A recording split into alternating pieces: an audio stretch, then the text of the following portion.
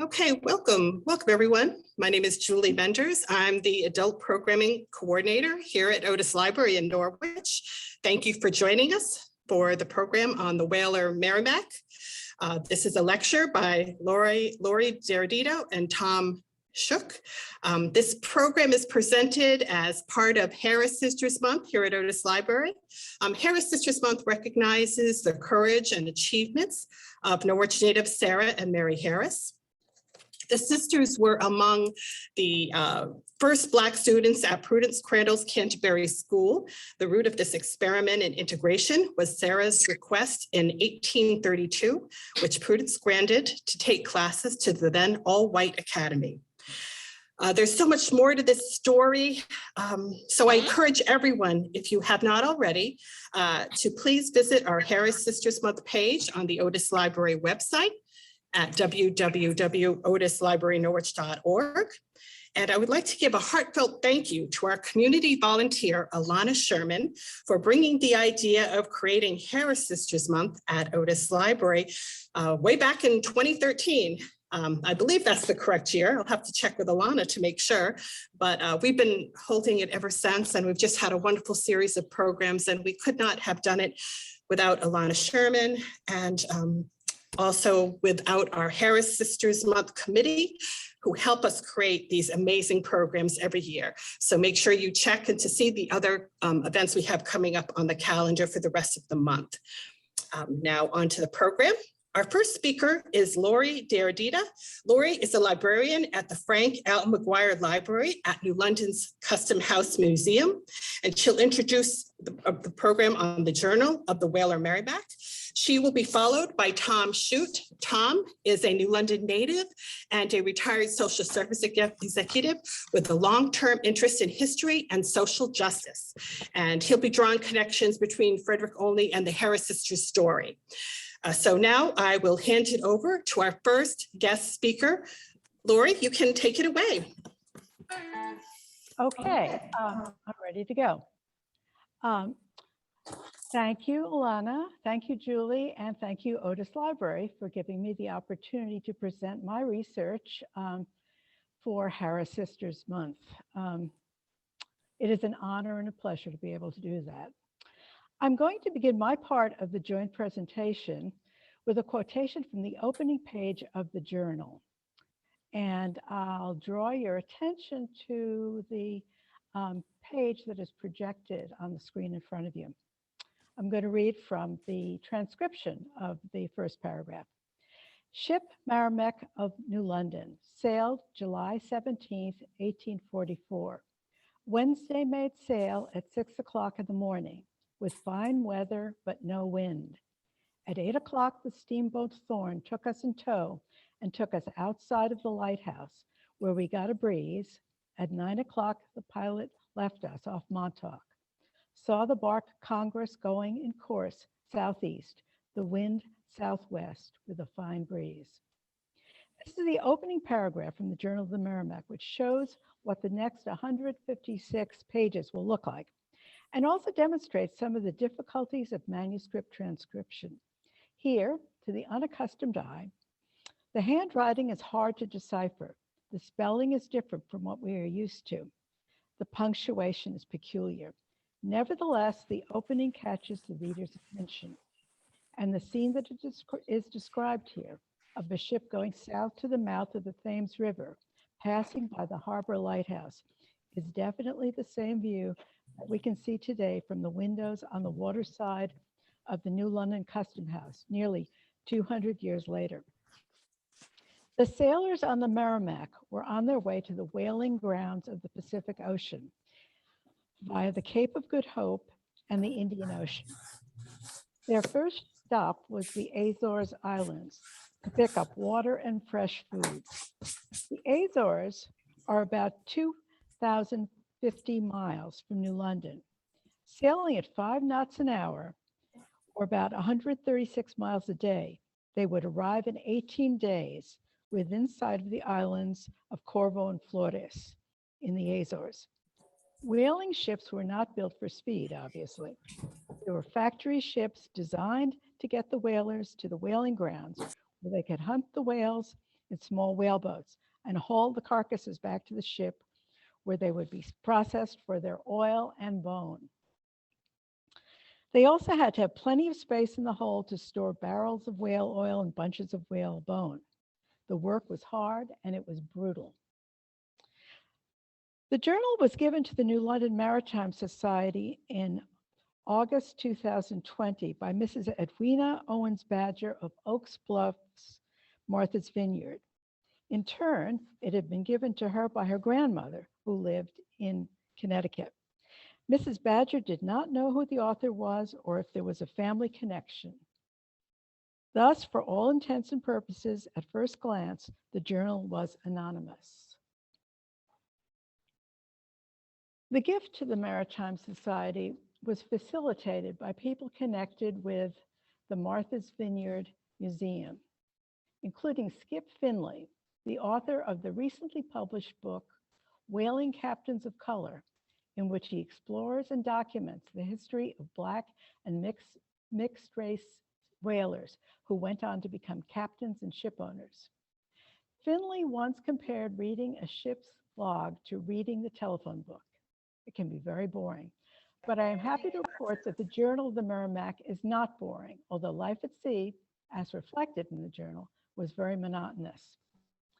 At any rate, they all felt that this journal belonged in New London at the Maritime Society. And for this, we are very grateful. It is a treasure. The journal arrived in the mail in August 2020. We alerted the day newspaper and got some good press coverage.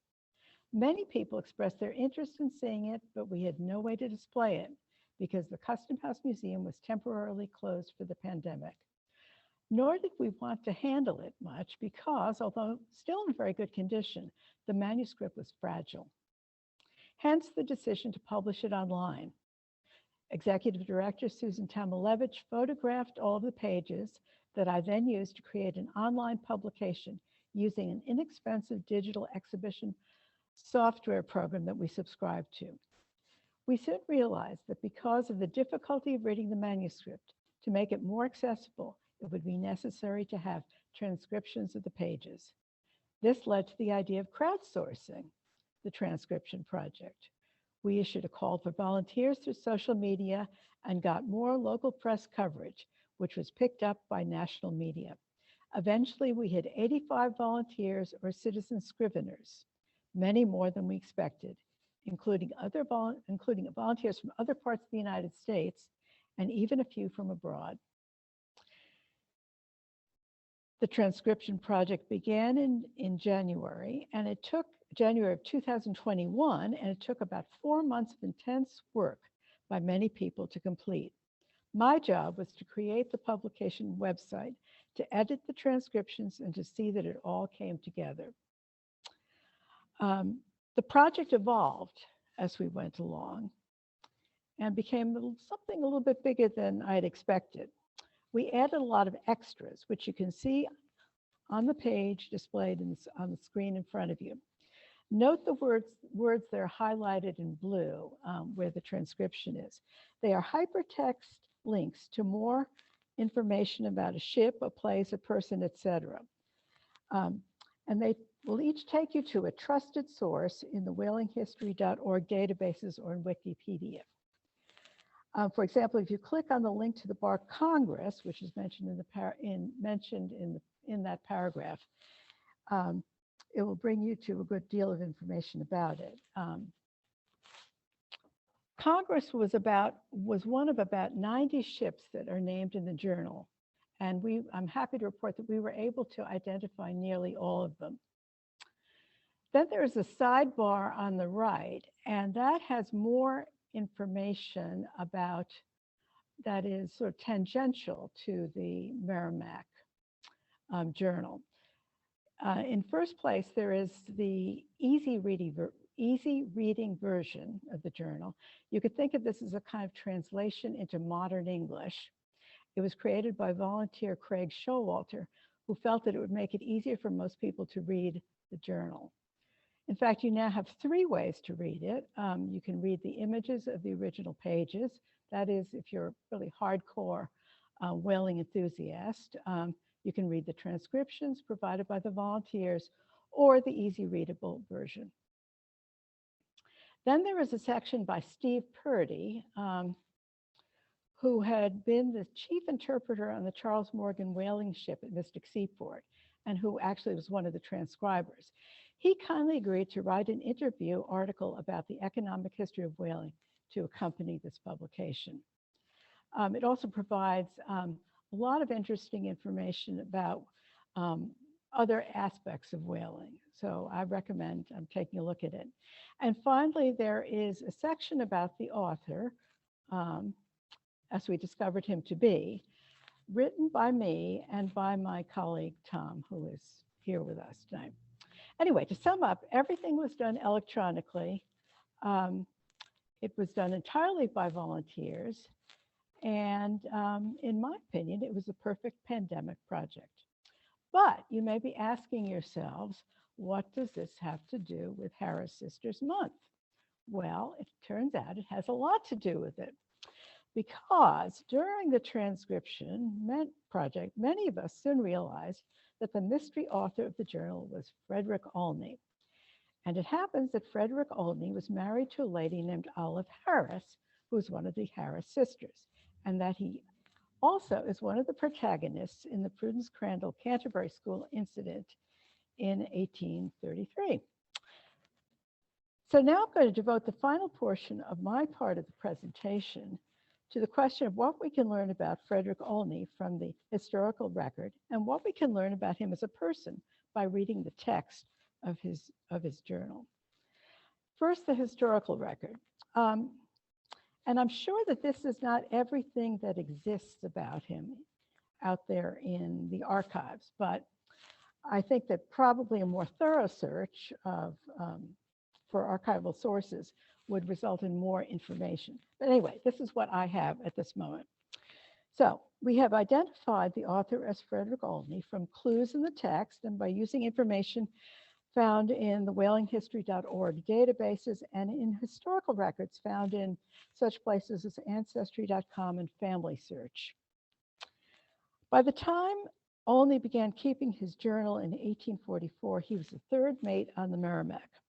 On the crew list, he is described as 35 years old, 6 feet 5 inches, easily the tallest man on board, with black hair, and his skin color is described as yellow, which means that he was perceived as a person of mixed race by the official who described him.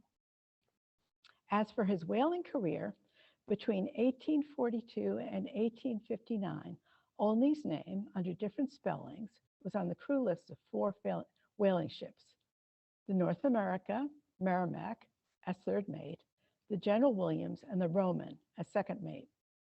He certainly sailed on other ships earlier, but I've not been able to verify which ones, although I have a lead on one that I will investigate at Mystic Seaport Library sometime soon. The journal is written in the first person, but at one point he refers to himself indirectly by name as Frederick Olney when he gets injured. Based on other historical documentation, it appears that Olney was born in Brooklyn, Connecticut about 1810. He was a member of the Norwich Second Church in 1832. Then there was a Prudence Crandall Canterbury School incident in 1833 when he was falsely accused of arson and acquitted in a subsequent trial. Frederick Olney worked most of his adult life as a whaler. So here I'm going to make a brief detour to tell you something about the financial aspects of whaling. The Merrimac returned to New London in May 1849 with a cargo of whale oil and bone valued at about $36,000. The officers and crew on a whaler did not get salaries for their work. Instead, they got a share of the profits. Under the whaling industry's lay system, the captain got the largest share, followed by the officers, first, second, and third mates in that order. However, the ship owners got the largest share of all. Unfortunately, the seamen at the bottom of the crew hierarchy sometimes came home from a long voyage with very little or nothing to show for their time and labor. Olney left New London again in 1851 on the General Williams. In fact, the second part of his journal records a fragment of that trip several months in 1852. General Williams returned to New London in 1854 with a cargo valued at $63,000, which is more profitable than the Merrimac trip. So Olney probably did well financially from that one. Continuing in the historical record, in the 1850 U.S. Census for Norwich, Olney is listed as a mariner, age 40, with wife Olive and infant son Oliver, and with property worth $500. By 1860, Olney must have decided to retire from whaling because in the U.S. Census for that year, he is listed as a farmer in Canterbury, Connecticut, 50 years old, living with his wife and 4 children, with real estate worth $1,000 and $500 in personal property. The race of all members of the family is listed as mulatto. He and Olive had 7 or 8 children, not all of whom survived to adulthood. His son Oliver died in 1864 at the age of 16 after enlisting in the U.S. Navy in the Civil War. Frederick Olney died in 1869. He was about 60 years old. His beloved Olive survived him by many years. He's buried with Olive and Oliver in the Carey Cemetery in Canterbury. What can we learn about Frederick Olney from the journal itself? Well, for one thing, he was very fond of his wife and her family. There are many loving references to Olive in the journal, and he writes to and receives letters from members of her family, such as Sarah Harris Fairweather and his brother-in-law, William Anderson, in New London. We also know that he had a mother who was alive at that time and a brother, Giles Olney, because in the journal he makes reference to letters that he wrote to them. He was a very religious man who adhered to strict Christian values and ideas about morality. For example, one Sunday when he was on Liberty ashore, he spends the day attending church 3 times and visiting a cemetery. There's also a telling incident from a journal entry in 1845 when Seaman Thomas Gates died at sea of dropsy of the brain, which probably was edema. At Gates's funeral, it was Frederick Olney who read the burial service from the seaman's hymn book. But he notes with disapproval that, quote, Captain Destin could not wait, and that two of the whaleboats have been lowered to chase whales during the service, disrespecting the solemnity of the occasion. Olney was also a very committed teetotaler who disapproved of the consumption of alcohol, even on special occasions such as Christmas dinner. More than once in the journal, he speaks of the, quote, evils of drunkenness and how they have to, quote, come down hard on the men who get drunk while on shore leave. As far as education was concerned, Olney was a good writer, but he probably did not have much formal schooling. He also had good navigational skills, and he was the owner of a quadrant, which is an instrument for taking navigational measurements, which unfortunately he lost over the side during the voyage. He often recorded the geographical location coordinates for their position each day in his journal. He was a keen observer of the customs and practices of the places he visited, but he brought with him some of the cultural biases of an American man of his time. For example, he greatly admired the work of the missionaries in the Pacific Islands, remarking on how they have saved the heathens from, quote, heathen degradation. Olney was a man with strong convictions. He was very hardworking, and he disapproved of what he perceived as laziness in his fellow officers in the crew. His journal entries reflect a difficult relationship with Captain George Destin, who, according to Olney, was violent, ill-tempered, an overly harsh disciplinarian, not religious enough, and cursed too much. He refers to him more than once in the journal as, quote, a black-hearted knave. To conclude, I would like to speculate a little about Frederick Olney's position as a Black man. We have pretty conclusively established the narrator's identity as a free man of color, who was an officer on a whaling ship in pre-Civil War America. But how did this affect his life at sea? Many historians have said that whaling was a meritocracy because so many non-white men worked in the industry on an equal footing with white crew members. Although it must be noted that very few Black men became captains or officers. The journal reflects a fraught relationship between Captain Destin and Olney and with the other officers. Did race play a part here? Or was the discord just the inevitable result of living under difficult conditions at close quarters on a whaler with the same small group of people for months at a time? I don't find any evidence in the text of racial discrimination, but I encourage you all to read the journal and to decide for yourselves. Nevertheless, I got the impression that Frederick Olney was a man who was used to being treated with the respect he had earned. And so I will end with his own words from his account of his trip to Sydney, Australia on December 13th, 1846. This day, I am on shore for the first time on liberty. I attended divine service at the Scotch Presbyterian Church in the morning and in the afternoon at the Catholic, where I made but a short stay. I spent some time in walking through the city. The day was windy and the dust flew enough to blind me. So far as I have seen of the city of Sydney, I do not like it as well as I expected I should from what I heard of it. I think I see that old monster foe of ours. Even here among the English, prejudice will against color wherever you find the white man. And now I will turn the screen over to my colleague, Tom.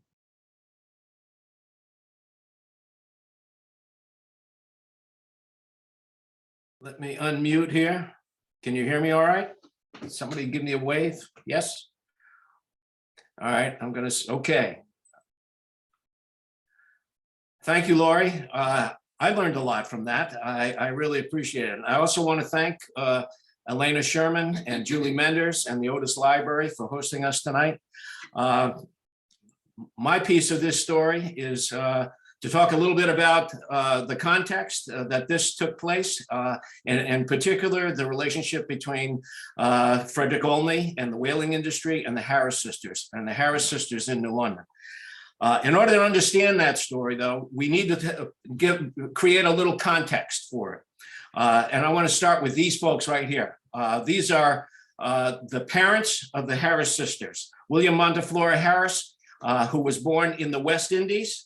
And it's been speculated as to where that was and why it was so vague. And their mother was Sally Prentice, who was a mixed race, but a Penobscot Native American. In William Harris's case, he's listed as being from the West Indies. He's listed as being from Barbados. But what I think he was really from, and why would somebody obscure that, based on what his daughters have said, he was from Haiti. Okay, and now we're talking around 1800. He was born in 1783. You may be familiar with the Haitian Revolution, which took place from 1791 until 1804. Okay, this was one of the most significant events certainly in the Western Hemisphere and in this history of the world. It's the first time that there was an insurrection of the enslaved that resulted in the creation of a nation state. And the world has never forgiven Haiti for that. Okay, so, and for a slave power like the United States, a slave insurrection was their worst nightmare.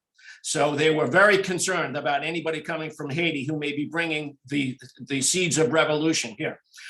In the 1910 census, Celinda Anderson also says that she is of French extraction, okay? And Sarah Fairweather also, and I forget, this is 1865 at the bottom. You notice in the over towards the right-hand side, when it's asked what her background is, she refers to her as French. Okay, to me, there aren't many French colonies in 1783, and the only one that anyone would want to obscure would be Haiti. So I believe that he was from Haiti. All right, so he came to the United States. He was a seaman, came to New London, got married. That didn't last long, got divorced, and he met Sally Prentice, and he moved to Norwich. okay? And he joined the Second Congregational Church. I heard you mention, Laurie, that Frederick Olney was a member of that church. So that may be also significant. This is back, this is much earlier than that. This was in the mid-18 teens. And that was well known as having an interracial congregation. They had a Sabbath school where Black and white children were welcome. And there were also some significant people that were members of that church, in particular, Calvin and Hezekiah Goddard. Calvin Goddard was a former US Senator and a US Congressman, and he was, for 17 years, he was the mayor of Norwich. Okay, William Harris bought the first piece of property he bought from Calvin Goddard. His brother Hezekiah was based later in New London. He was a merchant and a landowner. And when Sarah and George Fairweather moved to New London, he gave them the mortgage on their house. So there are connections here between and these are remarkable connections between the Norwich people and the New London connections. Also a member of that church was Frances Manwaring Caulkins. Now you may recognize her. She's a famous author. She wrote the history of Norwich, and she wrote the history of New London, which is the Bible of anybody who's doing any New London history. She was also the founder, one of the founders of the first female anti-slavery society in Norwich. Okay. William Harris and the Harris family, their activism goes way back. In the early 1800s, between 1814 and 1818, Blacks lost the franchise. They were not allowed to vote. William Harris got together with a group of other Black men, including Deptford Billings, who is what was considered I don't know if you're familiar with the governor of the Negroes, okay, but he was a very active, prominent Black man. He petitioned the legislature saying, basically, this is taxation without representation. They're required to pay taxes. They're not allowed to vote. If you recall, we fought the American Revolution over that, okay? And here it is 40 years later, and Blacks are taxed and not allowed to vote. That's not fair. So, and that was officially a part of the 1818 Connecticut Constitution, where it was limited to white males, landowners over 21. Okay, William Harris, by the way, so he is active, politically active in the Black suffrage movement in 1817. Sarah, his daughter, was 5 years old at the time. All right, he wasn't the only one who filed a petition. Another man named Isaac Glaskos that you're going to hear more about. He was a prominent entrepreneur and blacksmith in Griswold, Connecticut. He had 7 forges. His reputation was throughout the region, training other blacksmiths. His harpoons were heavily used in the whaling industry. And he is from Griswold, Connecticut, and the village of Glasgow in Griswold is named for him. That's the only town or village in Connecticut that's named for a Black man. That's how prominent he was. You're going to hear more about him. Between 1817 and 1865, there were 30 petitions filed by Black residents of Connecticut seeking suffrage, seeking the vote. Every single one was denied by the Connecticut legislature. Blacks did not get the right to vote in Connecticut until the federal government passed the 15th Amendment around 1869. So again, this is the atmosphere that's going on in Connecticut. Okay, this is back in the 1810s, 1820s. 1831, we move ahead. By this time, the abolition movement is starting to take hold. Okay, William Lloyd Garrison founds the American Anti-Slavery Society. That's the same year in August that Nat Turner's rebellion took place down in Southampton, Virginia, one of the most serious insurrections of the enslaved. A month later, a group of abolitionists from Connecticut and New York and Philadelphia tried to establish a normal school in New Haven, Connecticut. A normal school is a school where you train teachers to teach, okay? And it was considered a very important thing in terms of being able to raise the level of the free Blacks in America, okay? That occurred about a month after Nat Turner's rebellion. And the vote against that school was 700-4, led by Yale College, by the way. So there was a lot of resistance to education of Blacks. And that's significant because also that year, that's the year that Prudence Crandall founded her academy in Canterbury, Connecticut. Now, when she founded that academy, it was all white. Okay, she was invited actually by the townspeople to start this school. She had a very good reputation, and it was an academy, which I didn't understand this at first. But academy, we're not talking grammar school here. We're talking about people who are already educated, and they are going on to more progressive learning. They're teaching things that are not normally taught to women: languages, science, geography.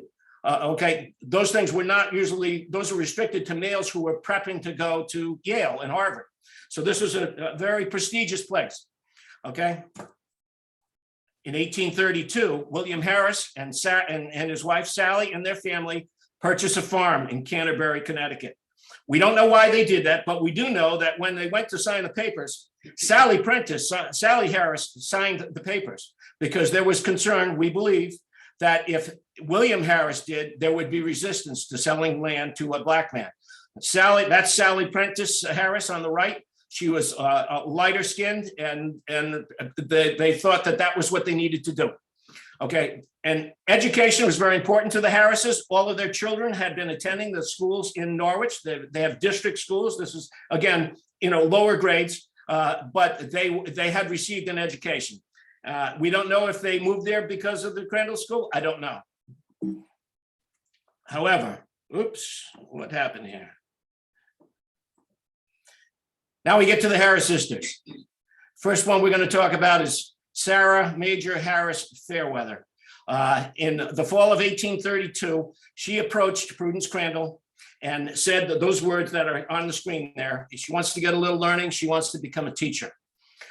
She had some connections to the Prudence Crandall School. Her friend, Anne Maria Davis, was engaged to her brother, Charles Harris. Both Charles Harris and his father, William Harris, were subscription agents for William Lloyd Garrison's newspaper, The Liberator.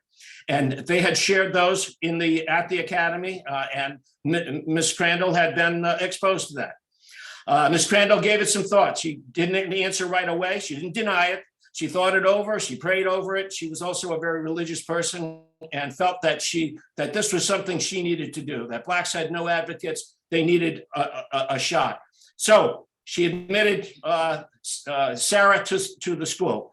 The girls in the school had no problem with Sarah. The parents was a different story.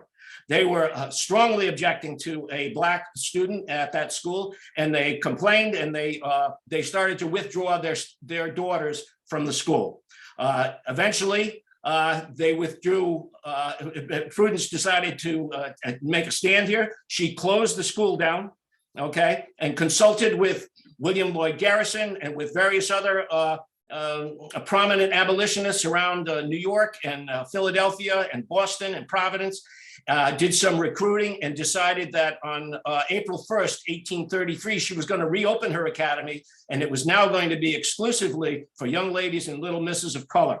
So if you thought they had a problem with one black student, you can imagine the firestorm that it created in Canterbury when it was going to be exclusively for black students. The townspeople were enraged. They had meetings about it. They refused to sell groceries to the school. They refused to admit them to church. They threw horse manure in the well to poison the water. Every time the girls went out in public, they were harassed by the local neighbors. It was a very scary time. Some of those first students, again, were Sarah Harris, her sister, Mary Harris. We think that her sister, Celinda Harris, could have been a student there. We don't have any confirmation. Altogether, there were about between 20 and 30 girls who were students there. And they came from all over, by the way, Philadelphia, New York, Boston, Providence. And it's even possible that Olive Harris, who was 10 years younger than Sarah Harris at the time. By the way, when Sarah Harris applied to that school, she was 20 years old. She was not a little girl. She was an adult, okay? And again, she was seeking to become a teacher. There's some other names. I won't list the whole 20 or 30 of them, but these are some names that are going to come into the story here later on. Eliza and Miranda Glaskos were students there. They were daughters of Isaac Glaskos, the blacksmith. Julia Williams came down from Boston. We're going to hear more about her in a minute. Anne Maria Davis was not actually a student, but she was an employee at the Academy of Prudence Crandall, and we believe that she was auditing some of the classes. Okay, and she was engaged to Sarah's brother, Charles. Okay, Gloriana Catherine Marshall was another student. She was from New York, and she's going to figure in the story also here a little bit later on. In 1833, in response to this new school, the townspeople prevailed on the legislature to pass the Black Law. That was a law that made it illegal to establish a school for out-of-state Black students without the permission of the town. Prudence Crandall was arrested 3 times for violating that law. She was jailed overnight in one case, and she faced a trial. Eventually, the charges were thrown out on a technicality. They never ruled officially, and she continued to operate her school. Okay, that did not sit well with the local townspeople. In the meantime, Sarah Harris leaves the school and she gets married to George Fairweather. He's another blacksmith from a family of blacksmiths in Kingston, Rhode Island. His grandfather was enslaved and his mother was a descendant of Dinigret, the sachem of the Narragansetts. Okay, so they got married in November of 1833. 2 months later, January 28th, 1834, that was the incident that Laurie referred to as a fire. There was an arson, and we'll talk about that story in a little bit. And then on September 9th, 1834, the school was attacked by a mob of local white townspeople depicted below. That's not actually the school, but that's exactly what happened. They surrounded the school. They broke every window in the building and frightened everybody. And at that point, Prudence Crandall decided for safety and security reasons, she had to close the school down. So she closed the school, she left the state, she never returned, okay? That wasn't the only thing that happened on September 9th, though. On September 9th, 1834, Sarah Harris gave birth to her first child, and her first child was named Prudence Crandall Fairweather. Names are very important in the story, and the Harris family and people in general. She had other children: Charles Frederick Douglass Fairweather, another son, William Lloyd Garrison Fairweather. So names were very important. Okay. And that was not the only school that was attacked. The Noyes Academy in Canaan, New Hampshire, about a year later, was attacked, and they had a little different technique. They surrounded the school with about 500 local people and 95 yoke of oxen, and they chained the building, dragged it across town, and eventually burned it, okay? And they erected, this was an integrated school, by the way. There were white students and Black students, and they burned the school, and they built a school for white children only on that same site. So again, this is the atmosphere and the context that we're talking about, where people are growing up. 2 of the students at that school, one of them was Julia Williams, who had also been at Prudence Crandall's Academy. Okay, she transferred up there, and Henry Highland Garnet. Henry Highland Garnet was with Frederick Douglass.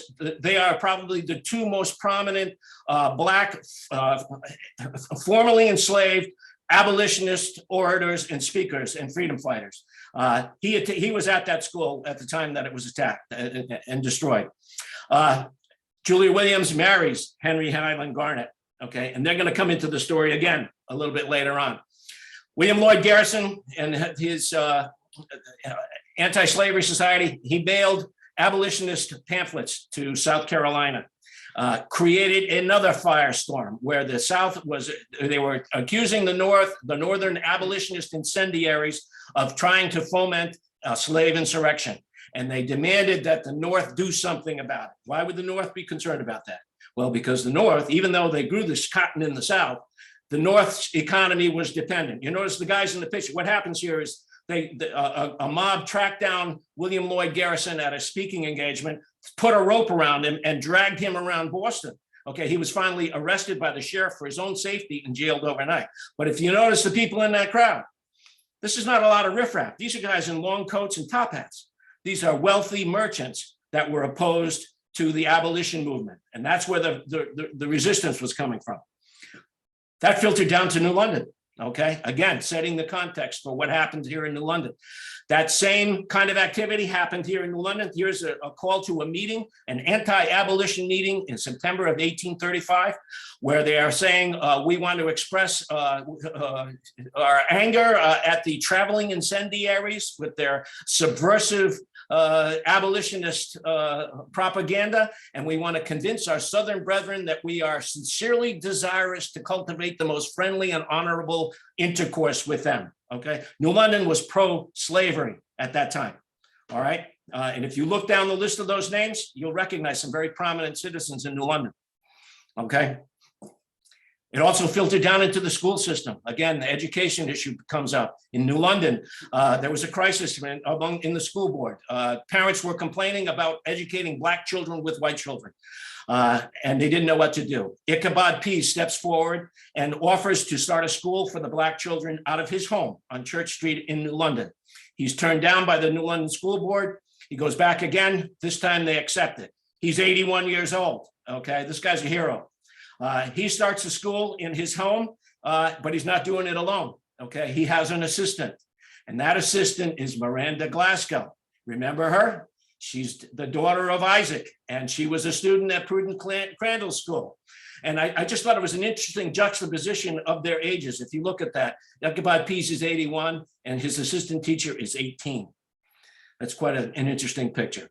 Okay, the abolition movement is growing in New London. Okay, they had in 1837, they published their first anti-slavery newspaper. In 1838, there was a movement among the abolitionists. They were criticizing the churches for failing to condemn slavery, and they were getting physically carried out of churches. And they tried to have a 4th of July celebration where they were going to read the Declaration of Independence. It was denied. A group of prominent men made sure that they were not allowed to use the Custom House, the City Hall, any of the churches. Finally, one church allowed them to do it. They were afraid that they were going to spread their abolitionist sentiments, okay, which they were. They were going to read the Declaration of Independence, which says all men are created equal. And they didn't want that to happen. I thought, wow, this happened in New London. What a time. 1839, we have the Amistad arrives in New London. Okay, that galvanized the abolition movement in New London. Those three names at the top, those guys were significant, gave significant testimony that ended up with the captives earning their freedom. That was Dwight James, Civilian Haley, and William Bowles. Their testimony was critical in getting their release, in getting their freedom. This is a movement now in New London. Here's a few of the names that you see. And Dr. Jennifer Reisenga, who has spoken on the Harris Sisters before, and she's writing a book, by the way, which we're looking forward to anxiously, talks about intersectionality. And that's exactly what was going on here in New London. If you see the groups, the abolitionists in New London, there are men and women, there are Black and white. They're all working for the same purpose. And that's something that we didn't see happening until this point, but it was happening here in New London. And all of those names are gonna come up. Okay. And at that moment, that is the moment that George and Sarah Harris Fairweather moved to New London. Okay. Why did they move to New London? We don't know the answer to that, but we have some possibilities. First of all, it was a business decision. George was a blacksmith. The whaling industry was booming. It was approaching its peak in the 1840s, and there was a need for blacksmiths. For example, Isaac Glaskos harpoons and other tools. So it was an attractive and a potentially lucrative business to have, right at the heart of New London, which was at that time the second largest whaling town on the East, second only to New Bedford around that time. So when they moved to New London, he buys a blacksmith business, and the blacksmith business is set up on land that's owned by T.W. Williams. T.W. Williams is the son of General William Williams, who I heard you mention as the name of a ship. William Williams was a partner in the wealthiest, I think it was the wealthiest whaling agents in New London, was Williams and Barnes. He was also a partner in a mill in Norwich with Calvin Goddard. It was a flour mill, and then it was a cotton mill. So that's the land that on which George Fairweather's shop is built. And of course, I already mentioned Hezekiah, brother of Goddard, the brother of Calvin. He's the one who gave a mortgage to them to help them buy their house. So there was a financial reason. They also had family here. William and Celinda Harris were married in 1834 in Canterbury. William is from New London. His father was enslaved. He was a barber and he had a business on Shapley Street. So that may have been an attraction for the Fairweathers to come here. They had family here. They also probably knew about Miranda Glasgow and Ichabod Pease's school. They were very interested in getting an education, and based on their experience with education in Canterbury, they may have felt that New London was a more attractive location for that. Again, we don't know, but I'm speculating here. Same with the atmosphere of the abolition movement. If you were active and wanted to be involved in the abolition movement, where would you rather be, in Canterbury or in New London? Okay, so anyway, these are reasons that they may have come. We don't really know. This is where they moved to. This is a map from 1850. And if you look in the lower left, you'll see that's the Fairweather blacksmith shop. Okay, that's on the grounds of that property is owned by T.W. Williams. It was later the grounds that became WMI, which is Williams Memorial Institute, that's where my mother went to school. Okay, after Williams Memorial Institute became Williams School and moved up to the Conn College campus, that property was turned over to St. Bernard's. I went to St. Bernard's High School. Okay, and none of us ever knew that property was where George Fairweather had his blacksmith shop. Their home was, if you move slightly over to the right, their home was on Broad Street. It's no longer there. We have a plaque there now, but the house was gone by 1868, but that's where they lived. They were backyard neighbors to the next person down at the bottom, Henry Haven. Henry Haven was also a whaling agent. He was a partner with Williams and Haven. It was a cousin of the other Williams. They were also a wealthy, prominent whaling business.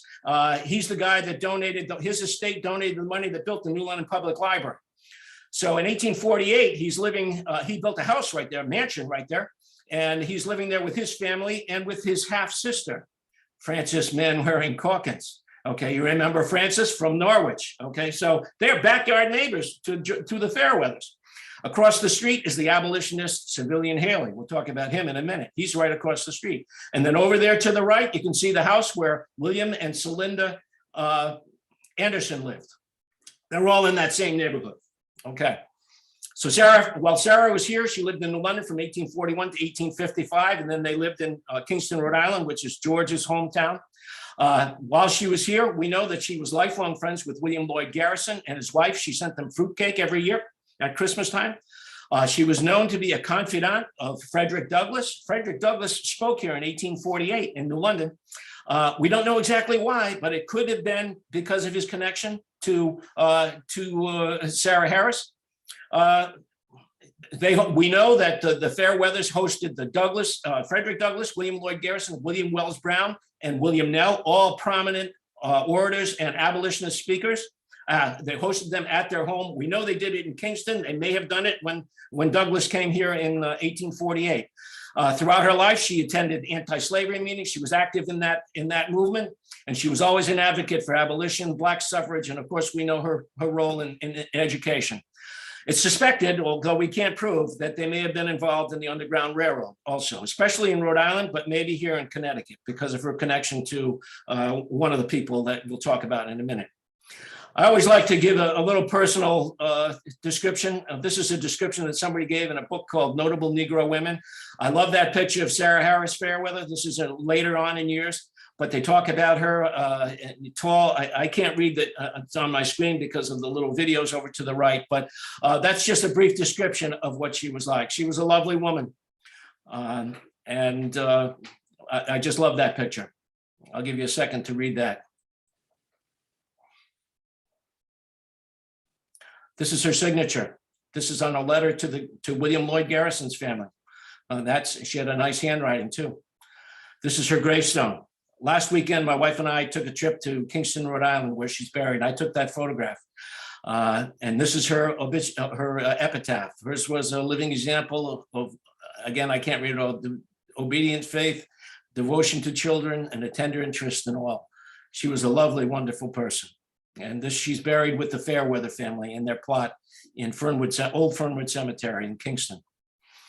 Okay, meanwhile, back in New London, there's a lot happening. I mentioned Civilian Haley. Back at that time, there was resistance to selling houses to blacks. Civilian Haley put his money where his mouth was, built 5 houses and sold them at cost to free blacks down on Hempstead Street. It created one of the first black neighborhoods in New London. Okay, those houses are 4 of those houses are still there. The first person to buy the house was John and Lavinia Ruggles Parkes. Now you might recognize that name. Lavinia Ruggles had a brother who was quite famous. Her brother was David Ruggles. Okay, he was born, we believe, in Lyme, grew up in Norwich. Okay, and went on to become a famous freedom fighter, founder of the New York Committee of Vigilance. He's credited with helping 600 people get to freedom, including Frederick Douglass. Okay, Frederick Douglass always talks very fondly about David Ruggles. In 1843, William Bowles, another one of the abolitionists, published a book called The Brotherhood of Thieves, which is a scathing indictment of the churches for their failure to condemn slavery, written by Sigmund Forster, not the musician, who was known for being a firebrand. Okay, and he was married to Abby Kelly Foster. Okay, if Google Abby Kelly Foster sometime, she is a fascinating, fearless woman speaking out on abolition and women's rights. They should make a movie about her. She's an unbelievable character, person. 1844, New London has a second anti-slavery newspaper, The Slave's Cry, published by, again, I can't read it. It's William Hempstead and Christopher Prince, a part of the abolitionists.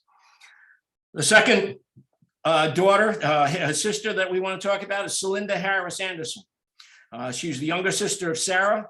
They had a house on Shapley Street, which we'll show. She was what's called a come-outer.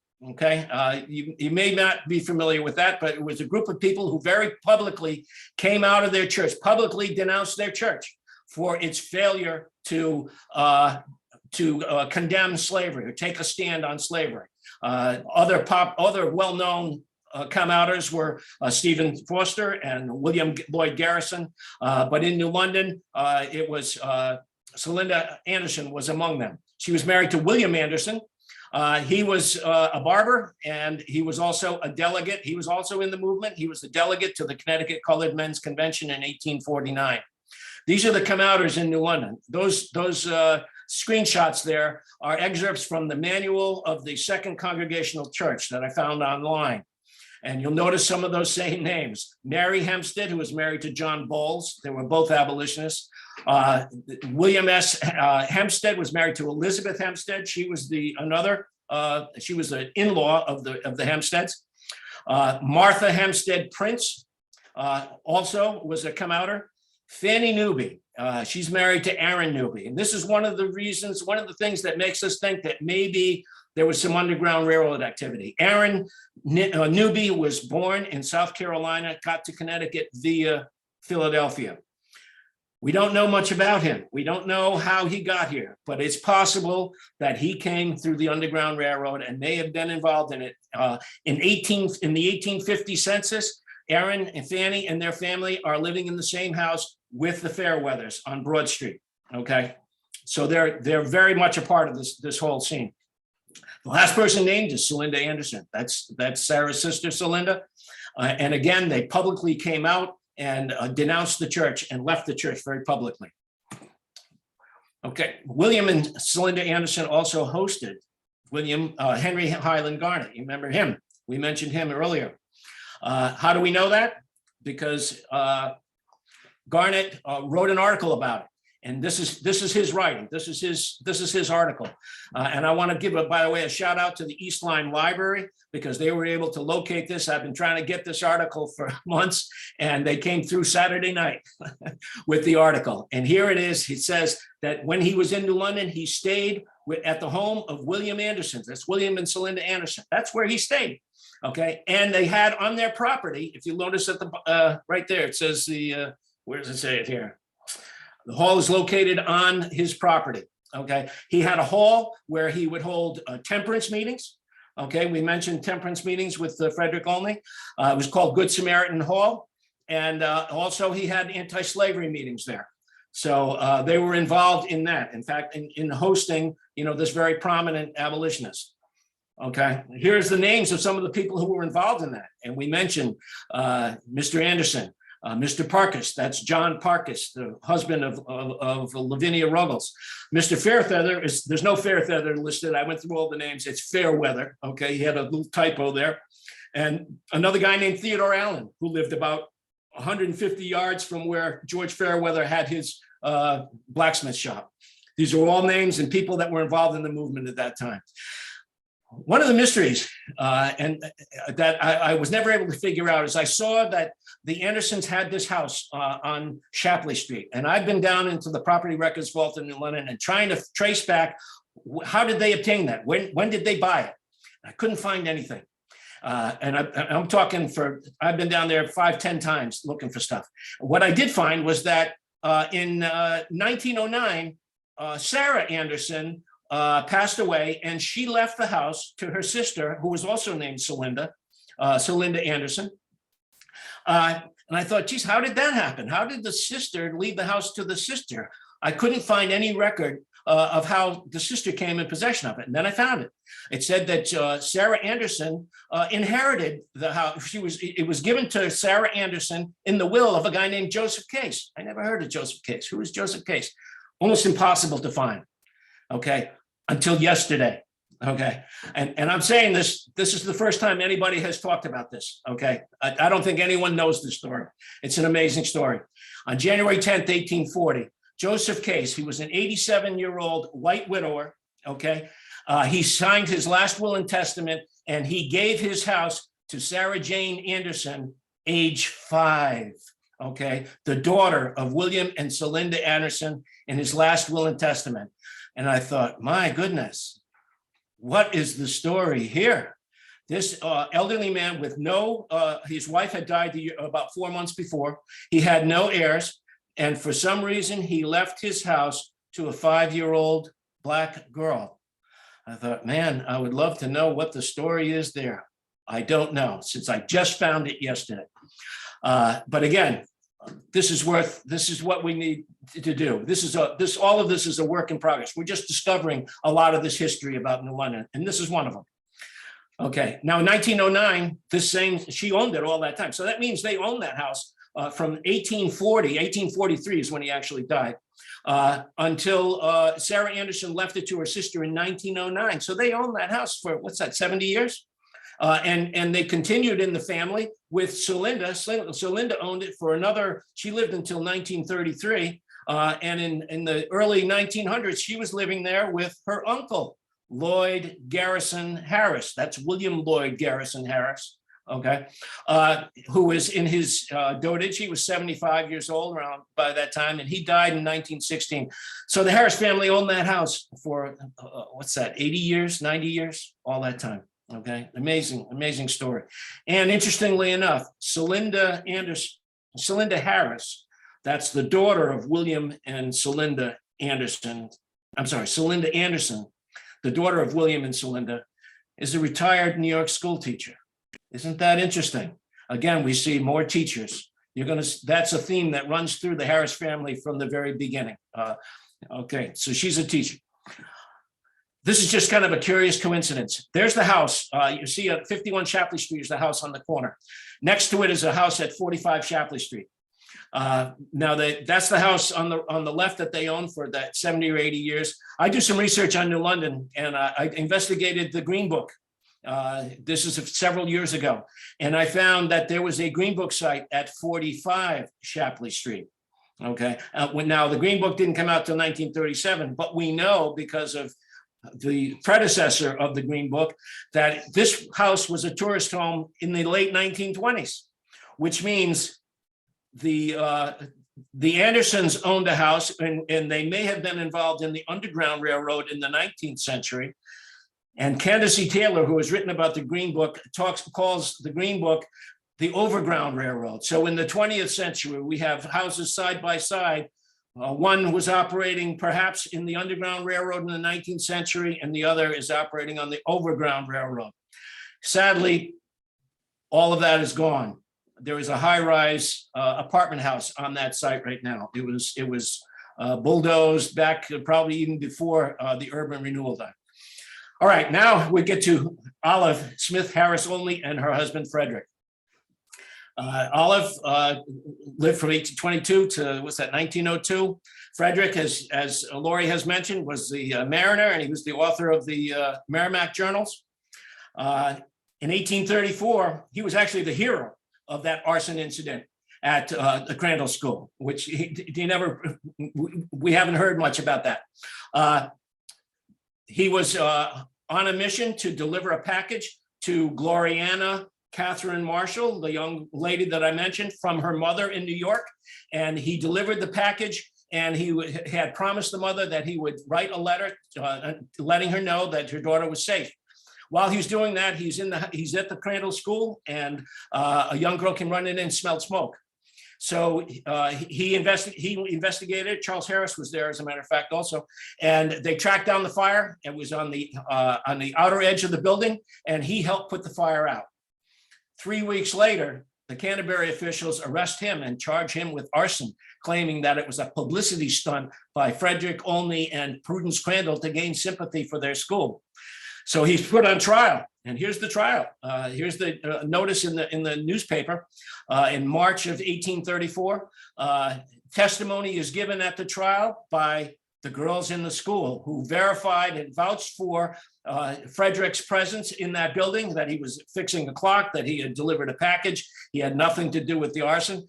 So an all-white jury in Canterbury, Connecticut, took 15 minutes to acquit him completely. This was a real miscarriage of justice back then to have this guy arrested. He was not the arsonist, he was the hero. Okay, so that's his connection to the Crandall School. Now, they were married on June 16th, 1844. If you recall, Laurie had an excerpt from their webpage up there that showed the date that he left on his voyage. 1 month later, 1 month after he was married, he went out on that voyage for 2 years. So it's no wonder that you hear him saying things like, how can I have a tolerable, enjoyable time when I am so far from her that I love? And while he is in prayer, she is in prayer while she is at her devotions. The journal is littered with things like this. And here he is on December, they ate their food, and he turned into dream of his olive and pumpkin pies. Very romantic stuff, but the guy's in love. And it adds another human touch to all of this. All right, we're going back to what was Olive doing during all this time, okay? While her husband's out at sea. Well, we know from Henry Highland Garnet, that article that I got from the library, he comes to New London and he mentions meeting Mr. Fairthither. And he says in that article that a school is kept by Mrs. Frederick Olney. And I thought, we have never heard it. We know about Ichabod Pease. We have never heard of this school before. Where was this school? How do we not know a part of New London history that there was a school for Black students? And he describes it as a school with 30 students. I want to find that school. Okay, where is it? By the way, this is Henry Highland Garnet, and that's his wife, Julia Williams, who was at Prudence Crandall School and also at the other school. So in that same article, here it is. This is where he mentions that during the week, a school is kept by Mrs. Frederick Olney. Okay, and he describes something about the students there below. This is another thing that you're hearing for the first time. I just found this last night. Okay, this has never been talked about before. Okay, that is the William and Celinda Anderson home that they inherited that they lived in, thanks to their daughter inheriting it, over on the left. And you see that little building to the next to it? Okay, that's probably, this picture is actually from 1876. So there are no photographs or maps that show anything until then. But in all likelihood, that building next to the house is where Olive Olney taught her school. Okay, and again, you're hearing this for the first time. I was so excited when I found this. I said, I can't believe we found it. It's got to be it, because it says right in the letter from Henry Highland Garnet that the building, the hall, the Good Samaritan Hall, is on the property of Mr. William Anderson. That's got to be it. Okay. He says some other interesting things. Laurie talked about the what he refers to as the caste system, but the prejudice and that was in general in the community versus what went on among the seamen. And he said it was less among the sailors, because when you're out at sea, your color makes much less difference than your ability to do your job. And he also noticed, if you notice, he says, in the colored men are second and third in command of whaling ships out of this place. Who do you think he's talking about? He's talking about Frederick Olney, because at that very moment, Frederick Olney is the third mate on the Merrimac when Henry Highland Garnet is writing this. So it's a very, very interesting insight into New London. I'm so grateful to have been able to find this. This is what Laurie was talking about. This is the crew list, and you see there's the captain, George Destin. By the way, he was a captain of another ship that Frederick was on, the North American. But here he is, and they're listed in terms of their rank: the captain, the first mate, second mate, and third mate. There's Frederick Olney, the third mate. And there's also, this line continues. I couldn't get it all up there, but down at the bottom, you can see where he's listed. He's 6'5". Okay, one of the biggest guys in any of the ships that I've seen. Very, very interesting human insight into him. This is Olive Olney's signature that I found on one of the records. Okay, and toward the end of her life, they did not remain in New London. They moved back to Canterbury. As Laurie said, they had a farm up there. Frederick died in 1869, and this is now 1900. And Olive is listed, she is the head of the household, and she lists her occupation as a nurse. Okay, and so is her daughter, is a nurse up in Canterbury. I didn't know that. Okay. Laurie also mentioned Oliver Olney. He joined the Navy and served, and he was killed in an engagement at Fort Fisher near Wilmington, North Carolina. And my question is, he was 16 years old. How did he get in the Navy? Okay. He's supposed to be 18. So he either had his parents sign him in, give permission, or my guess is, given that his father was 6'5", he probably passed for 18, maybe lied about his age. And they said, well, look, okay, we'll take you. They didn't do a lot of close checking a lot of times. So at any rate, but very sadly, he was 16 years old and he was killed. Oops, I missed one. No, I didn't. Oh, yes, there it is. This is Olive Olney's grave in Canterbury. Okay, she died in 1902. And this is the last sister that we'll talk about tonight, Mary Harris Williams. She didn't actually live in New London, but she has a very interesting history also that's worth sharing. Again, it reflects a lot of the same themes that we've seen with all of the other sisters. Okay, she married Pelham Williams. Now, he was a teacher. He had attended Amherst and Dartmouth. Okay, they taught in Norwich, New Haven, and New York. And in 1863, they moved to New Orleans to teach freedmen. New Orleans was now in Union hands, and they had freed the slaves. I think General Benjamin Butler was in charge down there. And this is a very dangerous thing for them to do. Very controversial, very dangerous. They took their family and their children down there to teach the formerly enslaved. Okay, they became among the first professors, as you can see, at a place called Straight College, which is now Dillard University. There it is right there. Okay, it's a historically Black college university. That's where they were teaching. He was the head of the teaching department. She was taught English. They had another son. You'll see the teachers throughout the Harris family. There's a son who became a teacher. I believe there's a school named for him down around New Orleans, and one named for his wife. And in fact, I don't know, I haven't seen the list of who's here tonight, but I know there is one of the descendants of Mary Harris is involved with the Otis Library Harris Sisters program. And so if you're out there, Dawn, hello. And she has been involved here before. And somewhere in the family, they're connected with Cab Calloway. Somebody in the Harris descendants family married Cab Calloway. That's just an interesting insight. Okay. back for a moment to Frederick Douglass. In 1848, he came to New London, gave 4 lectures at Dart's Hall. This was relatively unknown until recently. It was recently uncovered. So why did he come to New London? We don't know, except that it could have been because of his connection to Sarah Fairweather, who we know was, at least a later point, was a confidant of his. It could have been a connection to Martha Hempstead. Martha Hempstead had some poetry published in Frederick Douglass's newspaper, the North Star. It could have been his connection to Lavinia Ruggles, because he was a beloved of David Ruggles, okay? And he may have known, that may have been what drew him here. We don't know. He may have also, he was a friends and also a rival of Henry Highland Garnet as the 2 most prominent abolitionists, the Black abolitionists. And we know that Garnet wrote about New London, so maybe that's what drew him here. Or he could have been connected with, it could have been a connection through William Bowles, because Bowles published the book by Foster and Kelly, and Frederick Douglass frequently shared the stage, the abolitionist stage, with Stephen Sigmund Foster and with Abby Kelly Foster. So we don't know, but for some reason, he chose to come here. But what we do know is that 3 weeks after he came, the Connecticut legislature abolished slavery. Connecticut was the last New England state to abolish slavery. And they did it 3 weeks after Frederick Douglass gave 4 lectures in New London. Is there a connection? I don't know. We don't know who was there. We don't know who hosted it, but it's an interesting coincidence.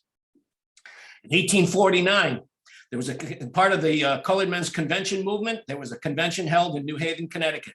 The vice president of that convention was Pelham Williams. He's married to Mary Harris. 2 of the 3 delegates from New London were George Fairweather, who's married to Sarah Harris, and William Anderson, who's married to Celinda Harris. Now, you know the saying, behind every great man is maybe a Harris sister. So this is kind of the constellation of the Harrises and who they were involved with. And you can see it's pretty amazing. I have the Harris sisters in the middle with the parents at the top.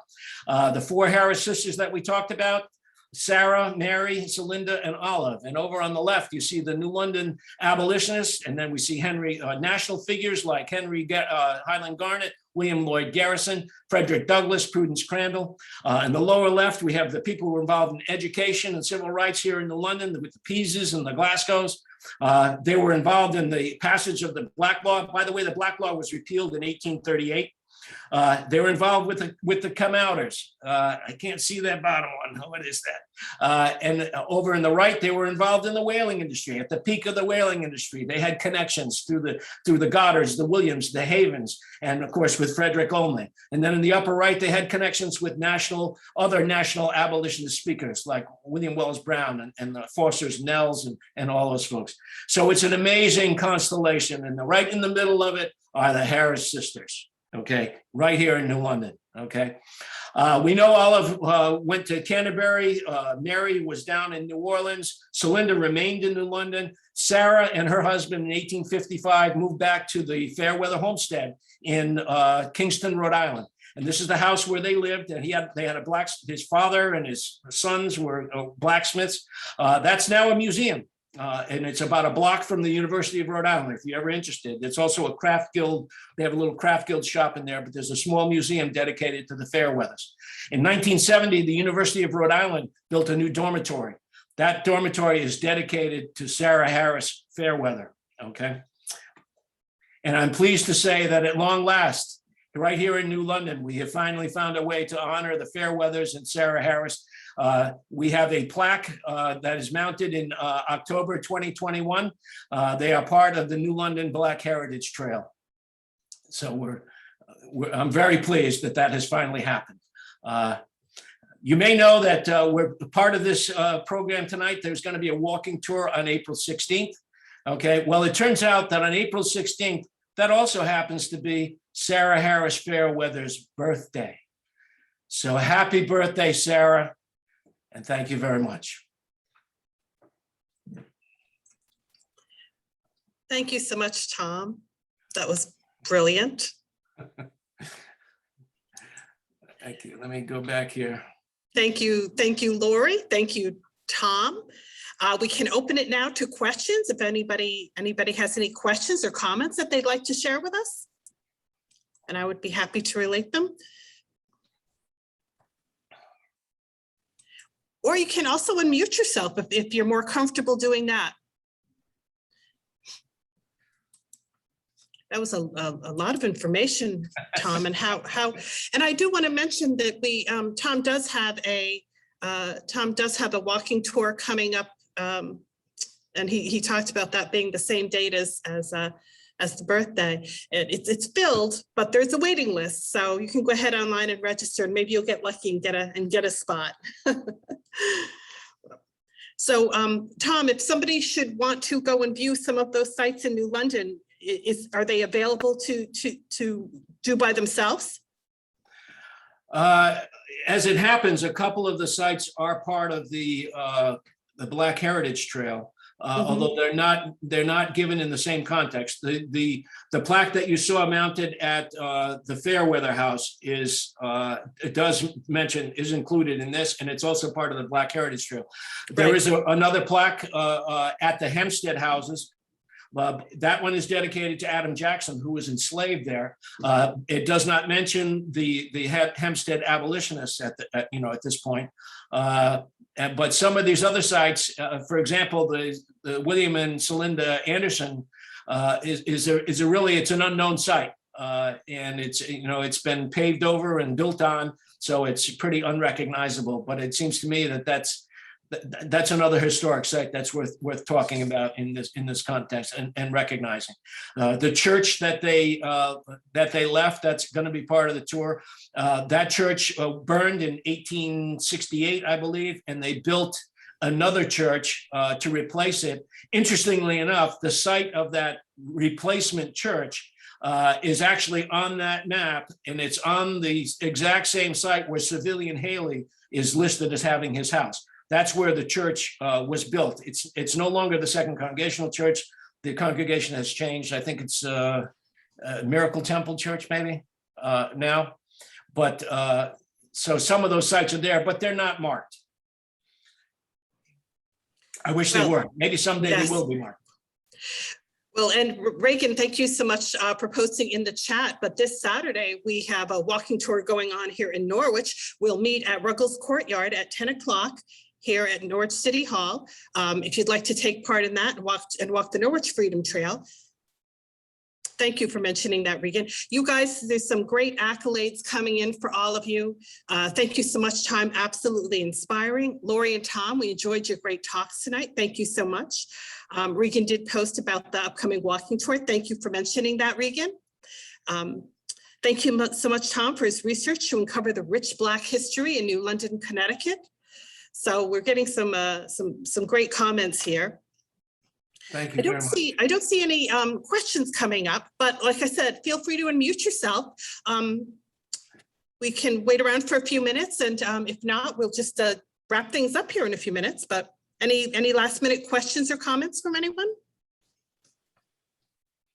I do recognize it's a lot.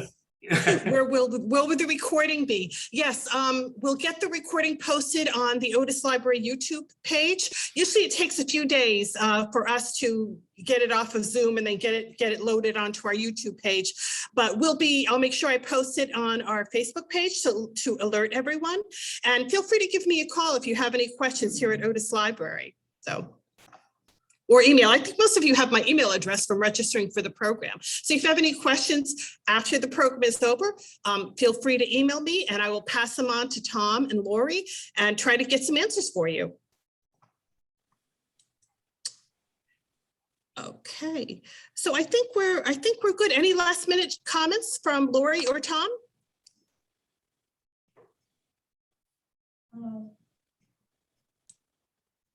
Well, thank you so much, everyone. Oh, Laurie, I just want to say that I really enjoyed Tom's presentation and I learned a lot. I've been taking notes busily here while you were talking. And so there's some things I'm going to follow up on there. Okay, well, we'll talk later. Okay, there's a lot here. I think to some extent it can be kind of overwhelming, and it's a lot of stuff to absorb. And a lot of it is coming out really for the first time, and it's about time that it's coming out. And I'm just happy to have this honored to have this opportunity to share some of the stuff that I do. I love talking about the stuff, and it's way overdue to talk about it. There's some important stories that need to be told about New London and Norwich.